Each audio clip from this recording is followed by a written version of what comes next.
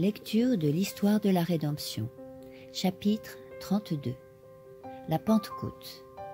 Ce chapitre est basé sur Acte 2. Quand Jésus ouvrit l'esprit de ses disciples à la compréhension des prophéties qui le concernaient, il leur donna l'assurance que tout pouvoir lui avait été donné dans le ciel et sur la terre, et il leur donna d'aller annoncer l'Évangile à toute créature. Sentant brusquement renaître en eux l'ancien espoir que le Christ montrait sur le trône de David à Jérusalem, les disciples lui demandèrent « Seigneur, est-ce en ce temps que tu rétabliras le royaume d'Israël ?» Acte 1, 6. Le Sauveur laissa planer dans leurs pensées une incertitude sur ce sujet en leur répondant « Il ne vous appartient pas de savoir quand viendront les temps et les moments, car le Père les a fixés de sa propre autorité. » Acte 1, 7. Les disciples commencèrent à espérer que la merveilleuse effusion du Saint-Esprit inciterait le peuple juif à accepter Jésus. Le Sauveur ne jugea pas utile de leur donner davantage d'explications, car il savait que lorsque la plénitude du Saint-Esprit viendrait sur eux, leur esprit serait éclairé, et qu'ils comprendraient pleinement l'œuvre à laquelle ils étaient appelés, et qu'ils l'entreprendraient là même où ils l'avaient laissée. Les disciples s'assemblèrent dans la chambre haute et unirent leurs supplications à celles des saintes femmes, de Marie, la mère de Jésus, et de ses frères. Ces derniers, qui jusqu'alors n'avaient pas cru, étaient maintenant pleinement affermis dans la foi, grâce aux scènes de la crucifixion, de la résurrection et de l'ascension du Seigneur dont ils avaient été témoins. Le nombre des personnes ainsi réunies s'élevait à environ 120. L'effusion du Saint-Esprit. Quand le jour de la Pentecôte arriva, les croyants étaient réunis tous ensemble au même endroit. Tout à coup, un bruit vint du ciel, comme si un vent violent se mettait à souffler, et il remplit toute la maison où ils étaient assis. Ils virent alors apparaître des langues pareilles à des flammes de feu.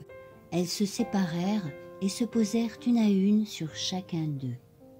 Ils furent tous remplis du Saint-Esprit et se mirent à parler en d'autres langues, selon ce que l'Esprit leur donnait d'exprimer. Acte 2, 1 à 4.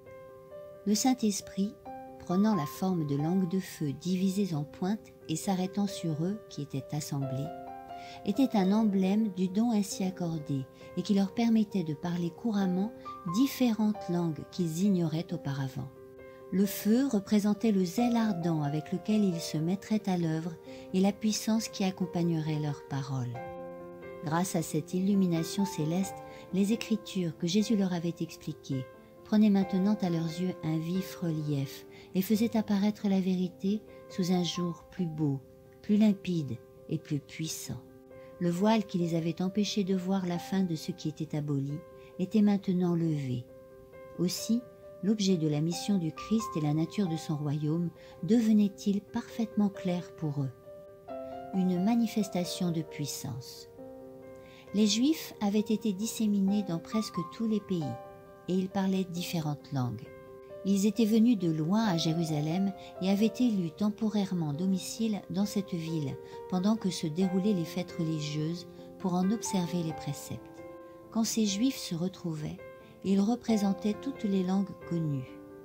Or, cette diversité de langues constituait un grand obstacle pour les serviteurs de Dieu qui devaient diffuser la doctrine du Sauveur jusqu'aux extrémités de la terre.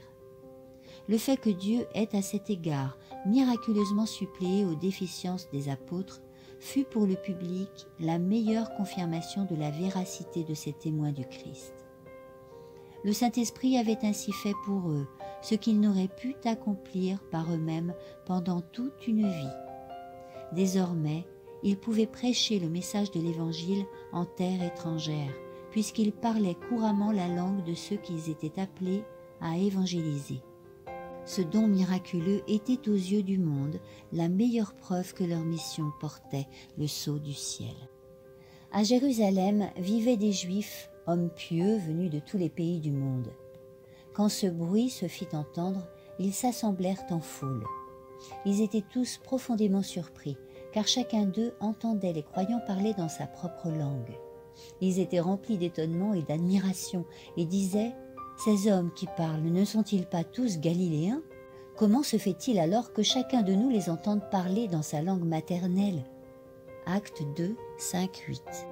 Les prêtres et les chefs du peuple étaient très irrités de cette manifestation extraordinaire, dont on parlait dans tout Jérusalem et dans ses environs. Mais ils n'osaient pas donner libre cours à leur méchanceté, de crainte de s'exposer à la haine du peuple.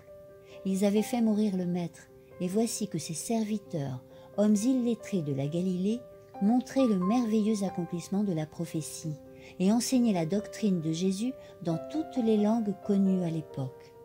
Ils parlaient avec puissance des œuvres admirables du Sauveur et dévoilaient à leurs auditeurs le plan de la rédemption réalisé grâce à la miséricorde et au sacrifice du Fils de Dieu. Leurs paroles eurent pour effet de convaincre et de convertir des milliers d'auditeurs. Les traditions et les superstitions inculquées par les prêtres étaient balayées des esprits, et les gens acceptaient les purs enseignements de la parole de Dieu. Le sermon de Pierre. Pierre expliqua que cette manifestation était l'accomplissement exact de la prophétie de Joël, dans laquelle il est prédit qu'une telle puissance devait s'emparer des hommes pour les qualifier en vue d'une œuvre spéciale. Pierre fit remonter l'origine de Jésus en ligne directe jusqu'à la prestigieuse maison de David. Il ne fit pas allusion aux enseignements du Christ pour justifier son point de vue, parce qu'il savait que les préjugés de ses auditeurs étaient si tenaces que tout ce qu'il pourrait dire sur cette question ne serait d'aucun effet. Il préféra citer David, qui était vénéré par les Juifs comme un patriarche de leur nation. Pierre déclara « En effet, David a dit à son sujet, au sujet du Christ, « Je voyais continuellement le Seigneur devant moi. Il est à mes côtés pour que je ne tremble pas. C'est pourquoi mon cœur est rempli de bonheur et mes paroles sont pleines de joie. Et même dans la faiblesse de mon corps, je reposerai avec espérance, car tu ne m'abandonneras pas dans le monde des morts. Tu ne permettras pas que moi, ton fidèle, je pourrisse dans la tombe. » Acte 2, 25-27. En s'exprimant ainsi, Pierre montra que David ne parlait pas de lui-même, mais manifestement de Jésus-Christ. David mourut d'une mort naturelle, comme les autres hommes. Sa tombe ainsi que les cendres vénérables qu'elle contenait avaient été soigneusement préservées jusqu'alors. En tant que roi d'Israël et aussi en sa qualité de prophète, David avait été particulièrement honoré par Dieu. Dans une vision prophétique, la vie future et le ministère du Christ lui avaient été montrés. Il avait vu son rejet, son jugement, sa crucifixion, son ensevelissement, sa résurrection et son ascension. David déclarait que l'âme du Christ ne serait pas abandonnée dans le séjour des morts et que sa chair ne connaîtrait pas la corruption. Pierre mit en évidence l'accomplissement de cette prophétie en la personne de Jésus de Nazareth. Dieu l'avait effectivement libéré de la tombe avant que son corps ne se décompose, et maintenant il était exalté dans les lieux très hauts. En ce jour mémorable, de nombreuses personnes qui avaient tourné en ridicule l'idée que Jésus, homme de condition si modeste, était le Fils de Dieu, furent pleinement convaincus de cette vérité et l'acceptèrent comme leur sauveur. 3000 croyants furent ajoutés à l'Église. Les apôtres parlaient sous l'inspiration du Saint-Esprit et leurs déclarations ne pouvaient pas être contredites, car elles étaient confirmées par de grands miracles qu'ils accomplissaient grâce à l'effusion de l'Esprit de Dieu. Les disciples eux-mêmes étaient surpris des résultats de cette manifestation de la providence, de la rapidité et de l'abondance de cette moisson d'âmes. Tout le monde était stupéfait. Ceux qui persistaient dans leurs préjugés et dans leur fanatisme étaient tellement impressionnés qu'ils n'osaient pas faire obstacle à cette œuvre puissante, ni en parole, ni par la violence, et leur opposition cessa momentanément. Si clairs et convaincants fussent-ils, les arguments des apôtres n'auraient pu détruire les préjugés des Juifs, qui avaient refusé de se rendre devant une telle évidence. Mais par sa puissance divine, le Saint-Esprit fit pénétrer ces arguments dans leur cœur, comme des flèches acérées du Tout-Puissant, les convainquant du terrible délit qu'ils avaient commis en rejetant et crucifiant le Seigneur de gloire. Quand ils entendirent ces paroles, ils furent profondément bouleversés. Ils demandèrent à Pierre et aux autres apôtres, « Frères, que devons-nous faire » Pierre leur répondit, « Changez de comportement, et que chacun de vous se fasse baptiser au nom de Jésus-Christ, pour que vos péchés soient pardonnés. Vous recevrez alors le don de Dieu, le Saint-Esprit. » Actes 2, 37-38. Pierre insista auprès de ceux qui avaient été convaincus sur le fait qu'ils avaient rejeté le Christ, parce qu'ils avaient été trompés par les prêtres et les chefs du peuple. Il leur dit que s'ils continuaient à prendre ces hommes comme conseillers et à compter sur eux pour qu'ils leur fassent connaître le Christ sans avoir le courage de le faire eux-mêmes, ils ne l'accepteraient jamais. Ces hommes puissants, bien que faisant profession de piété, ambitionnaient les richesses et la gloire terrestre. Ils ne désiraient nullement venir au Christ pour être éclairés. Le Sauveur avait prédit qu'un terrible châtiment retomberait sur ces gens à cause de leur refus obstiné de croire, malgré les preuves les plus évidentes montrant que Jésus était le Fils de Dieu. Dès ce jour, le langage des disciples fut pur, simple et précis. En ce qui concerne les mots et l'accent, qu'ils s'expriment dans leur langue maternelle ou dans une langue étrangère. Ces hommes de petite condition qui n'avaient jamais fréquenté l'école des prophètes présentaient des vérités si élevées et si limpides que ceux qui les entendaient étaient stupéfaits. Les disciples ne pouvaient aller personnellement jusqu'aux extrémités de la terre, mais il y avait, à l'occasion de la fête de la Pentecôte, des hommes venus des 4 coins du monde, et les vérités que ces hommes accepteraient allaient être répétées dans leurs différentes familles et publiées parmi leur peuple. Ainsi, des âmes seraient gagnées au Christ. Un enseignement pour notre époque. Ce témoignage concernant l'implantation de l'Église chrétienne nous est donné non seulement comme un épisode important de l'histoire sacrée, mais aussi comme un enseignement. Ceux qui professent le nom de Jésus doivent attendre, veiller et prier d'un même cœur.